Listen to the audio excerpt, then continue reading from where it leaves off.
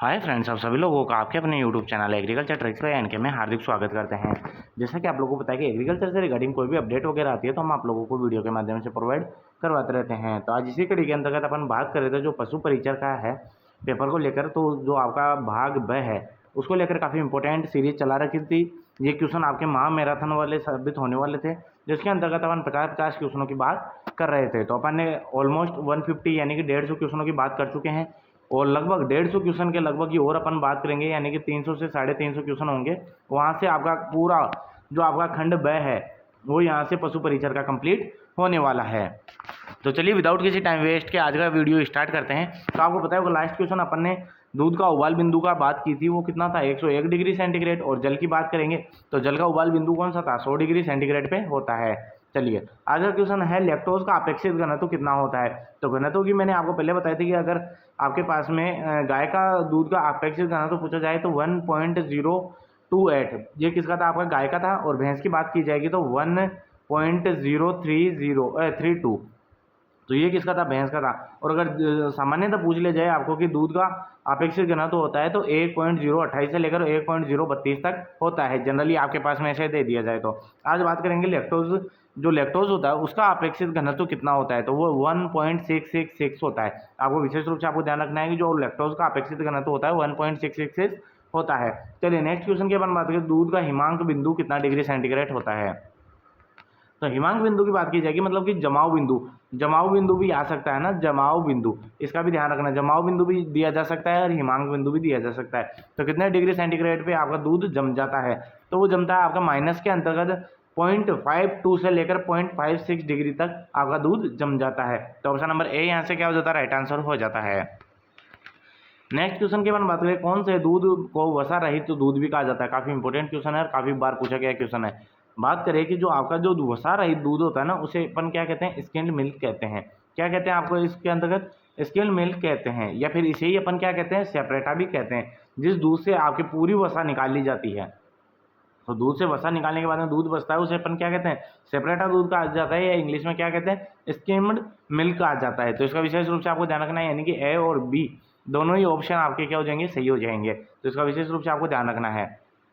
Next question की ओर बढ़ते हैं। नेक्स्ट क्वेश्चन आता है काफी शानदार, दूध में अम्लता ज्ञात करने के लिए कौन सा परीक्षण किया जाता है। अगर दूध है आप उसके अंतर्गत अम्लता हो गई है तो वो आप किसके द्वारा ज्ञात करोगे। तो उबालने पर फटने के द्वारा, या क्लोट ऑन बॉइलिंग परीक्षण, या सीओबी टेस्ट, या फिर उपरोक्त सभी। इसकी बात करें, अगर दूध के अंदर मैंने आपको बताई थी कि अगर 12 से लेकर 18% अगर आपकी अम्लता रहती है तो आपके क्या होता है, 0.12 से लेकर 0.18 रहती है आपकी, तब क्या होता है दूध के अंदर यानी कि अच्छी अम्लता मानी जाती है। लेकिन 20% से अगर ऊपर चला गया यही सौदा तो ये क्या हो जाता है कि 0.20 से अधिक जाते ही आपके क्या हो जाएगी, दूध फट जाएगा। तो वो क्या, किस वजह से, अम्लता की अधिकता होने की वजह से। और अधिक अमल हो जाएगा दूध में तो आपको पता कैसे चलेगा, तो जैसे आप अगर दूध को उबालोगे तो आपको पता चलेगा कि वो दूध फट जाएगा। ज़्यादा अम्लता के कारण अपने फट जाता है, तो वो किस वजह से पड़ता है, वो अधिक अम्लता के कारण पड़ता है। इसके अलावा अपन बात करें क्लोट ऑन बॉइलिंग, यानी कि अगर अपन बॉइलिंग करते हैं, दूध को उबालते हैं तो उसके अंतर्गत क्लोट्स बन जाते हैं, है ना, या फिर उसके छोटे छोटे छिछड़े बन जाते हैं। तो ये भी वही बात हो गई, बात तो वही है ना, उबालते ही फटना या छिछड़े बनना। तो यही दिया गया है, यानी कि क्लोट और ऑन बॉइलिंग परीक्षण है, यानी कि टेस्ट। तो ये भी सही बात है। अगर बात करें सीओबी, तो सीओबी क्या है कि ये इसी का ही रूप है, इसकी फुल फॉर्म है। सीओबी का मतलब क्लोट ऑन बॉइलिंग टेस्ट, तो ये इसी की फुल फॉर्म है। तो उपरोक्त सभी आपका क्या हो जाएगा, राइट आंसर हो जाएगा। चलिए अपन बात करें, अम्लता ज्ञात कर सकते हैं, सूंघकर भी ज्ञात किया जा सकता है, जिसे कि चूत्रा परीक्षण कहा जाता है। इसके अलावा अपने पास में कुछ पैरामीटर्स भी होते हैं जिसके द्वारा भी अपन दूध की अम्लता ज्ञात कर सकते हैं, जो अपन थ्योरी के माध्यम से अच्छे से समझने की कोशिश करेंगे। मैं उसका भी वीडियो अपलोड कर दूंगा। नेक्स्ट क्वेश्चन के अपन बात करें, वसा का परीक्षण किस विधि से किया जाता है। काफ़ी इंपॉर्टेंट क्वेश्चन है, काफ़ी बार पूछा गया क्वेश्चन है। अगर वसा का परीक्षण करना है तो आपको गर्बर टेस्ट के द्वारा करना पड़ेगा, यानी कि गर्बर विधि होती है उसके द्वारा वसा का परीक्षण किया जाता है। तो गर्बर मशीन आपने भी देखी होगी, अगर आप कभी डेयरी वगैरह पे गए होंगे तो एक पैरा वो क्या करता है, परखनली से लेता है, उसमें दूध डालता है और उसको एक मशीन के अंदर रख देता है और वो मशीन गोल गोल घूमती है। उससे अपने को क्या है कि जो आपका दूध के अंदर का तो वसा होती है उसी के अंदर फेंट आते हैं। तो फेंट क्या होता है, वो आपका वसा ही तो होती है। तो वसा किससे ज्ञात की जाती है, आपकी गर्भर विधि से ज्ञात की जाती है। तो ऑप्शन नंबर ए यहाँ से क्या होता है, काफी शानदार आंसर निकल के आता है। नेक्स्ट क्वेश्चन के अपन बात करें, दूध में वसा परीक्षण किस यंत्र से किया जाता है। तो कौन सा यंत्र काम में लिया जाता है? तो वो यंत्र काम में लिया जाता है फ्रेंड्स ब्यूटाइरोमीटर। तो आपको ध्यान रखना है कि वसा परीक्षण के लिए जो यंत्र काम में लिया जाता है वो कौन सा यंत्र काम में लिया जाएगा? ब्यूटारोमीटर। अगर आपका यंत्र पूछे तब तो ब्यूटारोमीटर, और अगर आपको विधि पूछे तो वो कौन सी विधि हो जाएगी? गर्बर विधि के द्वारा ज्ञात किया जाता है। चलिए नेक्स्ट क्वेश्चन की अपन बात करें, आता है बकरी के मांस उत्पादन के लिए सर्वश्रेष्ठ नस्ल कौन सी है? तो बकरी के जितनी भी नस्लें हैं, बकरी की हो, गाय की हो और भैंस की हो और आपके भेड़ की हो, मैं एक एक वीडियो के अंतर्गत सभी नस्लों का एक साथ वीडियो बना के प्रोवाइड करवा दूंगा। और जहाँ भी आप पढ़ रहे हो वहाँ पे आपको पता चलेगा कि आपको 50-50 नस्लें, 10-10, 20-20 नस्लें पढ़ाई जा रही है। आपको इतनी नस्लें नहीं पढ़नी फ्रेंड्स। अगर ये राजस्थान की वैरायटी है और जो वैकेंसी है, जो राजस्थान की वैकेंसी है, और इसके अंतर्गत जो राजस्थान बोर्ड के द्वारा जो बुकें जारी की गई है उसके अंतर्गत नस्लें दी गई है, उनको ही आपको याद करना है। तो मैं अब बताऊंगा आपको कि स्मार्ट स्टडी कैसे करनी है, कि जो आपके सिलेबस में भी है और जो आपके पूछे जाएंगे वही अपन यहाँ पे नस्लों की बात करेंगे। तो मैं कोशिश करूँगा उनका भी वीडियो आपको प्रोवाइड करवाऊँ, तो जल्दी वो भी वीडियो आपको मिलने वाले हैं। लेकिन बात करें कि बकरी की मांस उत्पादन के लिए सर्वश्रेष्ठ नस्ल होती है, वो होती है आपकी ब्लैक बंगाल। अगर बात करें जमुनापारी की, तो बकरी की जो सबसे बड़ी नस्ल होती है वो जमुनापारी होती है, और सर्वाधिक दूध देने वाली नस्ल होती है वो भी कौन सी होती है? आपकी जमुनापारी होती है।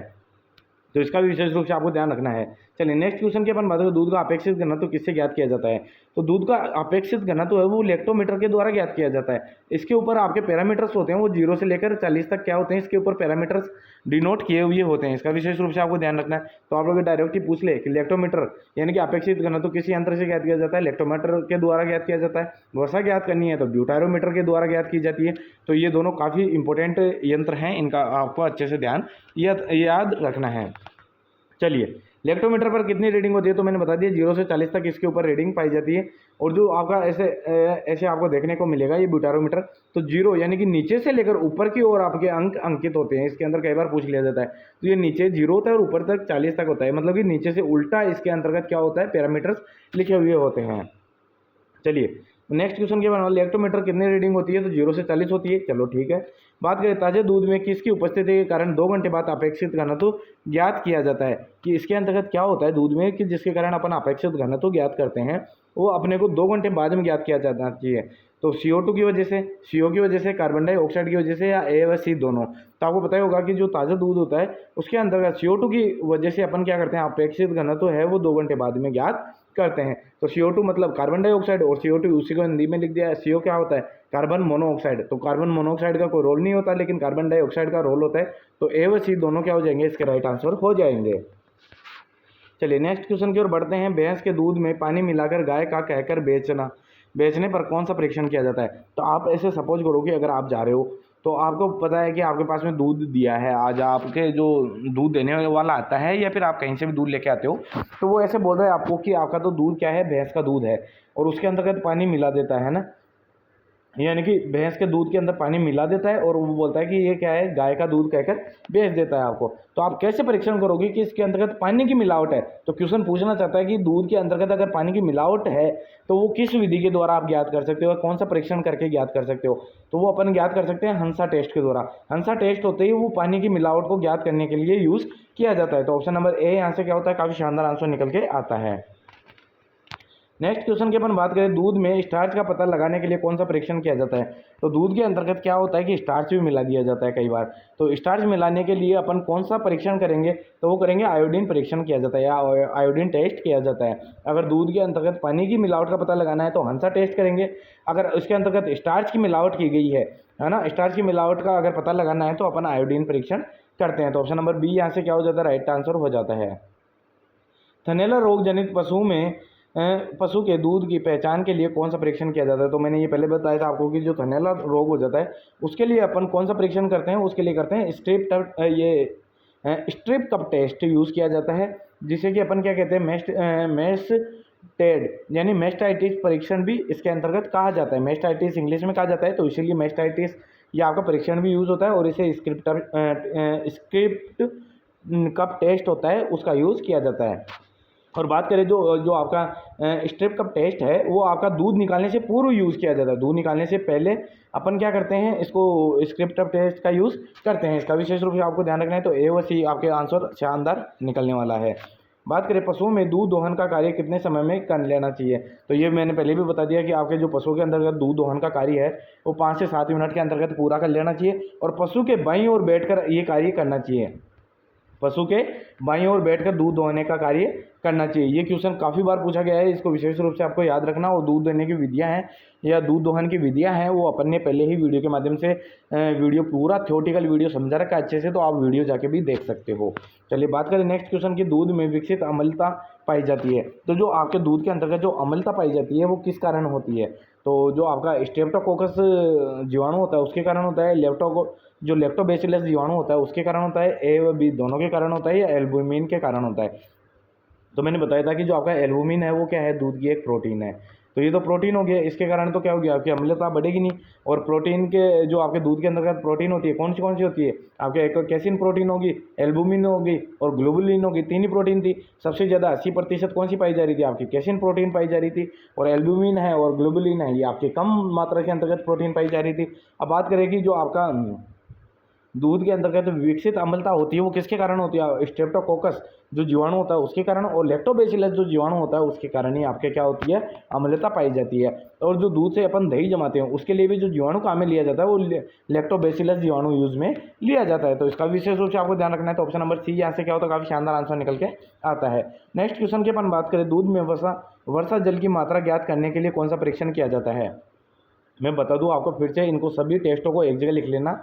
अपन ने हंसा टेस्ट किया था, वो किया था आपके कौन सा, जल मिलावट के लिए, यानी कि अगर पानी का मिलावट कर रहा है तो अपन कौन सा कर रहे थे, हंसा टेस्ट कर रहे थे। आयोडीन टेस्ट, अगर आपके स्टार्च की मिलावट हो रही है, दूध के अंदर स्टार्च की मिलावट कर रहे हैं, तब अपन कौन सा कर रहे थे, आयोडीन परीक्षण कर रहे थे। और जो नाइट्रेट परीक्षण होता है वो आपके वर्षा जल की मात्रा ज्ञात करने के लिए, कि वर्षा जल अगर दूध के अंतर्गत मिला हुआ है तो उसके लिए अपन क्या कर रहे हैं, नाइट्रेट परीक्षण करते हैं। और मेस्टाइटिस घोल परीक्षण, यानी मेस्टाइटिस जो घोल परीक्षण होता है वो किसके लिए करते हैं अपन, जो आपके थनैला रोग होता है उसके परीक्षण के लिए अपने किया जाता है। तो आपको ध्यान रखना है कि जो आपके वर्षा जल की मात्रा को ज्ञात करना है तो आप क्या करोगे, नाइट्रेट परीक्षण करोगे। इसके अलावा जल की मिलावट का पता लगाना है तो हंसा टेस्ट करोगे, और स्टार्च की मात्रा के लिए आयोडीन परीक्षण किया जाता है। चलिए नेक्स्ट क्वेश्चन की अपन बात, वही जो अपन ने पहले बात की, वो पशु के किस दिशा में बैठकर दूध निकालना चाहिए, तो बाईं ओर बैठकर आपको पशु का दूध दोहन करना चाहिए। तो ऑप्शन नंबर बी यहाँ से क्या हो जाता है, राइट आंसर हो जाता है। नेक्स्ट क्वेश्चन की ओर बढ़े। नेक्स्ट क्वेश्चन, दूध निकालने की सर्वोत्तम विधि कौन सी है, तो अपन पहले ही बात कर चुके हैं, जो पूर्ण हस्त विधि है, या फिर उसे ही अपन इंग्लिश में क्या कहते हैं, फिस्टिंग कहा जाता है। ये क्वेश्चन काफ़ी बार पूछा गया है और ये आपके पशु परिचर के अंतर्गत छपने वाला क्वेश्चन है, 100% छपने वाला क्वेश्चन है, आप लिख के ले लेना। तो दूध निकालने की सर्वोत्तम विधि कौन सी है, पूर्ण हस्त दोहन भी आ सकता है और फिस्टिंग भी आ सकता है। तो ये दोनों ही विधियाँ क्या है, सर्वोत्तम विधि मानी जाती है, यानी कि पूर्ण हस्त को अपन क्या कहते हैं, फिस्टिंग विधि कहते हैं। नेक्स्ट क्वेश्चन की अपन बात करें, भेड़ के दूध दोहन की किस विधि का से किया जाता है, तो ये भी क्वेश्चन अपन पहले करवा चुके हैं। जिनके आयन छोटे होते हैं, पशु के आयन छोटे वगैरह होते हैं, उनके अंतर्गत अपन कौन सी विधि यूज में लेते हैं, चुटकी विधि यूज में लेते हैं, जिसे कि अपन क्या कहते हैं, स्ट्रिपिंग भी कहा जाता है, इंग्लिश के अंतर्गत स्ट्रिपिंग कहेंगे। और चुटकी विधि जो छोटे पशु होते हैं, छोटे आयन वाले पशु होते हैं, उनके लिए यूज़ की जाती है। तो ऑप्शन नंबर ए व बी दोनों क्या हो जाएंगे, यहाँ से राइट आंसर निकल के आ जाएगा कि दूध, अगर भेड़ के अंतर्गत दूध दोहन करना है तो आपको चुटकी विधि या स्ट्रिपिंग विधि से यूज़ करना चाहिए। तो ऑप्शन नंबर ए व बी दोनों क्या हो जाएंगे, राइट आंसर हो जाएंगे। चलिए नेक्स्ट क्वेश्चन की अपन बात करें, दूध दोहन की कौन सी विधि दोषपूर्ण मानी जाती है। तो मैंने आपको पहले बताया था कि जो दूध दोहन की विधि होती है उसके अंतर्गत अपन ने बात की थी कौन सी, आपके फुल यानी हस्त विधि, फिर अपन ने बात की चुटकी विधि, फिर उसके बाद में की अंगूठा विधि। इसके अलावा फिर अपन ने कौन सी बात की थी, जो आपके मशीन के द्वारा दूध निकाला जाता है उसकी भी बात की थी। लेकिन अपने को ये भी बताया था थ्योरी के अंतर्गत जब अपनी बात हुई थी, तो मैंने बताया था कि जो आपके दोहन की दोषपूर्ण विधि मानी जाती है वो कौन सी मानी जाती है, अंगूठा विधि। अंगूठा विधि से क्या होता है कि जब अपन अंगूठे के बीच में लेकर आयन को और उसको दबाते हैं, प्रेशर क्रिएट करते हैं, उससे दूध निकलता है। लेकिन दूध निकलता है तो उससे क्या है कि गांठ पड़ने की समस्या देखने को मिलती है, कि पशु के आयन में क्या हो जाता है, कई बार गांठ पड़ जाती है और इससे पशु को काफ़ी कष्ट होता है। इस विधि से अपन दूध निकालते हैं तो पशु को भी काफ़ी कष्ट होता है। तो अपन बात करें अंगूठा विधि है, ये क्या है, आपकी दोषपूर्ण विधि मानी जाती है। और अंगूठा विधि को ही अपन क्या कहते हैं, नकलिंग कहा जाता है। ये मैंने आपको पहले बताया था। तो आपके ऑप्शन ए व बी दोनों क्या हो जाएंगे, राइट आंसर हो जाएंगे। इंग्लिश का भी आपको विशेष रूप से आपको ध्यान रखना है, इन टर्मिनोलॉजी को पूछी गई है एग्जामों के अंतर्गत, तो आपको इंपॉर्टेंट हो जाती है। नेक्स्ट क्वेश्चन की अपन बात करें, दूध उतारने के लिए कौन सा हार्मोन यानी कि उत्तेजित करता है, या कौन सा रेस्पॉन्सिबल होता है आपका। तो दूध उतारने की जब बात की जाएगी तो उसके लिए ऑक्सीटोसिन हार्मोन है, ये आपका रेस्पॉन्सिबल होता है। और ये आपका क्या होता है, 5 से 7 मिनट तक ये आपका क्या करता है, इफेक्टिव रहता है। और ये यानी कि जो आपका तंत्रिका तंत्र को प्रभावित करने वाला आपका हार्मोन होता है। तो ऑप्शन नंबर सी यहाँ से क्या हो जाता है, राइट आंसर हो जाता है। नेक्स्ट क्वेश्चन की अपन बात करें, पशुओं में मिल्क स्रावण को बढ़ाने के लिए कौन सा हार्मोन करता है, यानी कि जो मिल्क श्रावण बढ़ाना यानी कि सेक्रेशन यानी सिक्रेट करेगा, वो कौन सा, लेट डाउन था वो क्या था आपका उतारने के लिए, यानी कि लेट डाउन लिखा हुआ आएगा। सिक्रेशन यानी कि श्रावण करने के लिए कौन सा हार्मोन रिस्पॉन्सिबल होता है, तो होता है आपका प्रोलेक्टिन। जो प्रोलेक्टिन हार्मोन होता है वो आपका दूध श्रावण को बढ़ाता है। जो पशुओं के अंतर्गत दूध का श्रावण होता है उसको कौन बढ़ाता है, आपका प्रोलेक्टिन होता है हार्मोन, वो बढ़ाता है। और मिल्क लेट डाउन के लिए या उतारने के लिए रेस्पॉन्सिबल रहता है, वो कौन सा रहता है, आपका ऑक्सीटोसिन रहता है। तो इन दोनों का विशेष रूप से आपको ध्यान रखना, काफी इंपॉर्टेंट क्वेश्चन है। दूध नाड़ी से क्या भरा होता है, तो दूध सिराई वगैरह होती है, दूध नाड़ी होती है, उसके अंतर्गत क्या भरा होता है, दूध होता है, खून होता है, पानी होता है या रस होता है। तो आपको पता होगा कि दूध नाड़ी के अंतर्गत क्या भरा होता है, खून भरा होता है। ये अपन ने थ्योरी के अंतर्गत अच्छे से पढ़ लिया था। चलिए बात करें, दूध उतारने का कार्य कौन सी कोशिकाओं के द्वारा होता है। तो दूध उतारने का जो कार्य होता है वो कौन सी कोशिकाओं के द्वारा होता है, जो अडर सिस्टर होती है ना, अडर सिस्टर्स पाई जाती है, उनके अंतर्गत उनके द्वारा क्या होता है कि जो पशुओं के अयन होते हैं, उनकी कोशिकाएं होती है, उनके द्वारा दूध उतारा जाता है। तो ऑप्शन नंबर ए यहाँ से क्या होता है, काफी शानदार आंसर निकल के आता है। दूध में प्राकृतिक अम्लता किसके कारण पाई जाती है, तो मैंने आपको पहले बताया था कि जो प्राकृतिक अम्लता पाई जाएगी वो किसके कारण होते हैं। एक तो आपके CO2 हो सकती है, कार्बन डाइऑक्साइड हो सकती है, फास्फोटेज हो सकते हैं, और सिट्रेट जो एंजाइम वगैरह होते हैं उनके द्वारा इनकी क्या होती है, अम्लता पाई जाती है। तो ऑप्शन नंबर डी यहाँ से क्या हो जाता है, काफी आंसर शानदार निकल के आता है। नेक्स्ट क्वेश्चन की हम बात करें, किस विधि में दूध में उपस्थित जीवाणु नष्ट हो जाते हैं और उनके बीजाणु जीवित रहते हैं। दूध के अंतर्गत उपस्थित जो जीवाणु है वो तो नष्ट हो जाएंगे, लेकिन उनके बीजाणु है वो आपके क्या रहते हैं, जीवित रहते हैं। तो ये कौन सी विधि के अंतर्गत होता है, वो पाश्चुरीकरण के अंतर्गत होता है। पाश्चुरीकरण के अंतर्गत क्या होगा, आपके जो पशु के जो दूध होता है, दूध के अंतर्गत जीवाणु जितने भी जीवाणु होंगे वो तो निष्क्रिय हो जाएंगे, वो तो नष्ट हो जाते हैं, लेकिन उनके बीजाणु फिर भी क्या रहते हैं, आपके जीवित रहते हैं। तो वो कौन सी विधि होती है, पाश्चुरीकरण होती है। तो ऑप्शन नंबर ए यहाँ से क्या होता है, काफी शानदार आंसर निकल के आता है। नेक्स्ट क्वेश्चन पर हम बात करें, लो टेम्परेचर लॉन्ग टाइम यानी कि LT भी कहा जाता है इसे शॉर्ट के अंतर्गत, यानी low temperature and long time, यानी कि लो टेम्परेचर लॉन्ग टाइम के अंतर्गत सही विकल्प है। तो लो टेम्परेचर लॉन्ग टाइम के अंतर्गत कितना डिग्री सेंटीग्रेड अपन तापमान लेते हैं और कितने सेकेंड के लिए अपन दूध को गर्म करते हैं, तो इसका आपको चयन करना है।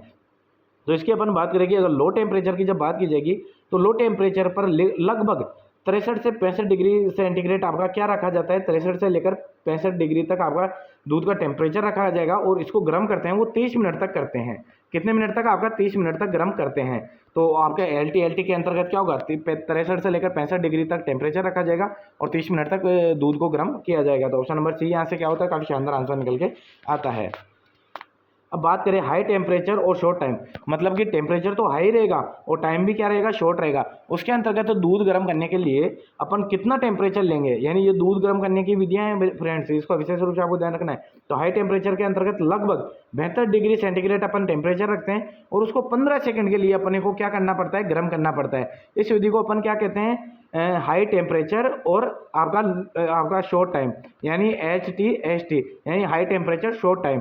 तो ये क्या हो जाएगा, आपका 72 डिग्री सेंटीग्रेड पे दूध को गर्म किया जाएगा और 15 मिनट के लिए, सॉरी 15 सेकंड के लिए, 15 सेकंड के लिए किया जाता है आपके, इसको दूध को गर्म किया जाता है। तो ऑप्शन नंबर बी यहाँ से क्या हो जाता है, राइट आंसर हो जाता है। अब बात करें कि अब आपके नॉर्मल आ गया, लो टेम्परेचर आ गया, हाई टेम्परेचर आ गया, एक होता है अल्ट्रा हाई टेम्परेचर। तो अल्ट्रा हाई टेम्परेचर के अंतर्गत अपन क्या करेंगे, 35 से 135 डिग्री से लेकर 139 या फिर कई बार 140 डिग्री भी आ जाता है, एग्जैक्ट आपको 140 डिग्री याद रखना है। 140 डिग्री तापमान के ऊपर गर्म किया जाएगा और 1 से 5 सेकंड के लिए अपने को क्या करना है, गर्म करना है। इसे अपन क्या कहें, अल्ट्रा हाई टेम्परेचर कहते हैं। तो आपको ऑप्शन नंबर डी यहाँ से क्या हो जाता है, राइट आंसर हो जाता है। नेक्स्ट क्वेश्चन की अपन बात करें, पाश्चुरीकरण के बाद दूध को कितने डिग्री सेंटीग्रेड पर ठंडा किया जाता है। तो पाश्चुरीकरण करते हैं, उसके बाद में अपने दूध को ठंडा किया जाता है, वो 10 डिग्री सेंटीग्रेड पर ठंडा किया जाता है। तो ऑप्शन नंबर ए यहाँ से क्या हो जाता है, राइट आंसर हो जाता है। नेक्स्ट क्वेश्चन की अपन बात करें, दूध श्रावण का प्रारंभ होना कहलाता है। तो जो दूध श्रावण होता है यानी दूध निकलता है, तो उसे प्रारंभ होना उसे कहते हैं अपन लैक्टोजेनेसिस। लैक्टोजेनेसिस यानी लैक्टोज निकलता है, लैक्टोजेनेसिस कहा जाता है। तो ऑप्शन नंबर बी यहाँ से क्या हो जाता है, राइट आंसर हो जाता है। निर्जलीकृत से संबंधित है, यानी कि निर्जलीकृत करना है आपको दूध को, तो वो कितने डिग्री पर होगा, तो 100 डिग्री सेंटीग्रेड पर होगा और अपने को दूध को 30 मिनट तक रखना पड़ेगा। उस दूध को अपन क्या कहेंगे, निर्जमीकृत दूध कहेंगे। तो निर्जलीकृत के अंतर्गत अपने को 100 डिग्री सेंटीग्रेड रखना है और 30 मिनट के लिए बॉइलिंग करना है। तो ऑप्शन नंबर ए यहाँ से क्या होता है, काफी शानदार आंसर निकल के आता है। किस क्रिया के बाद दूध से दही नहीं बनता या नहीं जमता? तो किस क्रिया के बाद में? तो जो निर्जमीकृत होते हैं या स्टरलाइजेशन, इंग्लिश में निर्जमीकरण को ही अपन क्या कहते हैं, स्टरलाइजेशन कहा जाता है। तो इन्हीं दोनों विधियों के द्वारा क्या होता है कि दूध से आपके दही नहीं बनता, क्योंकि इसके अंतर्गत जितने भी बैक्टीरिया वगैरह है वो डिस्ट्रॉय हो जाते हैं, और इस विधि के अंतर्गत जो आपके जितने भी आपके इसके पोर्स वगैरह होंगे या फिर जो अणु होंगे वो भी आपके क्या हो जाते हैं, मृत हो जाते हैं। तो ऑप्शन नंबर सी यहाँ से क्या हो जाता है, राइट आंसर हो जाता है। नेक्स्ट क्वेश्चन की बात करें, अवशीतन केंद्र पर दूध को कितने डिग्री तापमान पर रखा जाता है? अवशीतन का मतलब होता है जो कि आप प्रिजर्वेशन करते हो दूध का, तो कितने डिग्री सेंटीग्रेड के ऊपर रखकर आप प्रिजर्व करते हो। तो आपने जनरली देखा होगा कि आपके डीप फ्रीजर का यूज़ किया जाता है, फ्रीजर का यूज़ किया जाता है, उसके अंतर्गत सामान्यतः कितना टेम्परेचर होता है, 4 डिग्री सेंटीग्रेड के लगभग आपका क्या होता है, टेम्परेचर होता है, जिसके ऊपर अपन क्या कर सकते हैं, दूध को प्रिजर्व कर सकते हैं। तो ऑप्शन नंबर बी यहाँ से क्या हो जाता है, राइट आंसर हो जाता है। नेक्स्ट क्वेश्चन की अपन बात करें, पशुओं को ब्याने के प्रथम बार निकाला जाता है। तो मैंने पहले बताया था कि जो पशु ब्याते हैं या फिर उनका जो काविंग प्रोसेस हो जाती है, उसके बाद में फर्स्ट टाइम पे जो लैक्टिक क्षरण आता है उसके आयन के द्वारा जो लैक्टिक क्षरण आता है उसे अपन क्या कहते हैं, खीस कहते हैं, और खीस को इंग्लिश में क्या कहा जाता है, कोलेस्ट्रम कहा जाता है। तो आपको विशेष रूप से आपको ध्यान रखना है, जो पशु ब्याह जाता है उसके बाद में जो लैक्टिक क्षरण प्राप्त होता है पशु के आयन से, उसे अपन खीस या कोलेस्ट्रम कहते हैं। तो ऑप्शन नंबर ए व बी दोनों क्या हो जाएंगे, इसके अंतर्गत राइट हो जाएंगे। नेक्स्ट क्वेश्चन की अपन बात करें, गाय के खीस में प्रोटीन की मात्रा कितनी होती है? तो गाय के खीस के अंतर्गत प्रोटीन होता है वो 16% होता है। प्रोटीन के अंतर्गत विटामिन ए सर्वाधिक क्या पाया जाता है, विटामिन ए पाया जाता है। तो इसका विशेष रूप से आपको ध्यान रखना है। तो 16% क्या होगा, गाय के खीस के अंतर्गत प्रोटीन पाई जाती है। लेकिन वही बात करें अपन भैंस के खीस के अंतर्गत प्रोटीन की मात्रा होती है वो 21% पाई जाती है। कितनी प्रतिशत, 21% पाई जाती है। तो ऑप्शन नंबर बी यहाँ से क्या होता है, काफी शानदार आंसर निकल के आता है। अब बात करें कि भैंस के खीस की बात कर ली, गाय के खीस की बात कर ली, लेकिन सामान्यतः अगर बात करें कि खीस में प्रोटीन की मात्रा, यानी कि खीस के अंतर्गत प्रोटीन की मात्रा सामान्यतः पूछ लिया, तब कितना आंसर करना है अपने को, 17.5 डिग्री करना है, सॉरी 17.5% आपका क्या होता है, सामान्य खीस में प्रोटीन की मात्रा पाई जाती है। जब आपके पास में ऑप्शन ना तो गाय का दिया जाए ना भैंस का दिया जाए, तो आपको कौन सा करना है, 17.5% क्या होती है खीस के अंतर्गत प्रोटीन पाई जाती है। लेकिन वही गाय का पूछे तो आपको 16% प्रोटीन बतानी है, और भैंस के अंतर्गत पूछ ले तो 21% क्या होती है, प्रोटीन की मात्रा होती है। तो ऑप्शन नंबर बी यहाँ से क्या होता है, काफी शानदार आंसर निकल के आता है। नेक्स्ट क्वेश्चन की ओर बढ़ते हैं। नेक्स्ट क्वेश्चन आता है, आपके खीस में प्राकृतिक अम्लीयता कितने प्रतिशत पाई जाती है? तो प्राकृतिक अम्लीयता की अपन ने दूध में बात की थी, प्राकृतिक अम्लीयता पाई जाती है वो 12 से 18, यानी कि 0.12 से लेकर 0.18% क्या होती है, प्राकृतिक अम्लीयता पाई जाती है दूध के अंतर्गत। अगर 20 से ज़्यादा अगर अम्लीयता हो गई तो दूध क्या हो जाएगा, फट जाएगा। लेकिन अपन बात करें खीस में जो प्राकृतिक अम्लीयता पाई जाती है वो 0.20 से लेकर 0.60% क्या होती है, प्राकृतिक अम्लीयता पाई जाती है, वो खीस में पाई जाती है, खीस के अंतर्गत पाई जाती है। तो ऑप्शन नंबर सी यहाँ से क्या हो जाता है, राइट आंसर हो जाता है। और इसमें प्राकृतिक अम्लीयता ज़्यादा होने के कारण ही आपको पता होगा खीस को जब भी अपन उबालते हैं, उबालते क्या मतलब उबलता तो है ही नहीं, वो गर्म होते ही क्या हो जाता है, स्कंदित हो जाता है या फिर फट जाता है। तो वो किस वजह से फटता है, इसी अम्लीयता की वजह से फट जाता है। चलिए नेक्स्ट क्वेश्चन की अपन बात करें, खीस में खनिज लवण की प्रतिशतता कितनी पाई जाती है? तो मैंने बताया था कि अगर दूध के अंतर्गत पूछा जाए खनिज लवण दूध के अंतर्गत पाए जाते हैं वो 1% से आपके क्या होंगे, कम पाए जाएंगे, 1% से कम पाए जाएंगे। किसमें, दूध के अंतर्गत। जो भी आपको बताया था मैंने आपको कि 0.76 से लेकर 0.90 क्या होते हैं प्रतिशत आपके क्या पाए जाते हैं, खनिज लवण पाए जाते हैं। या आपके पास में 1% भी आ जाए कि 1 से कम पाई जाती है तो भी आपको दूध के अंतर्गत 1 से कम करना है। लेकिन जब बात करें अपन खीस की, तो खीस के अंतर्गत जो खनिज लवण की प्रतिशतता होती है वो होती है 1.10%।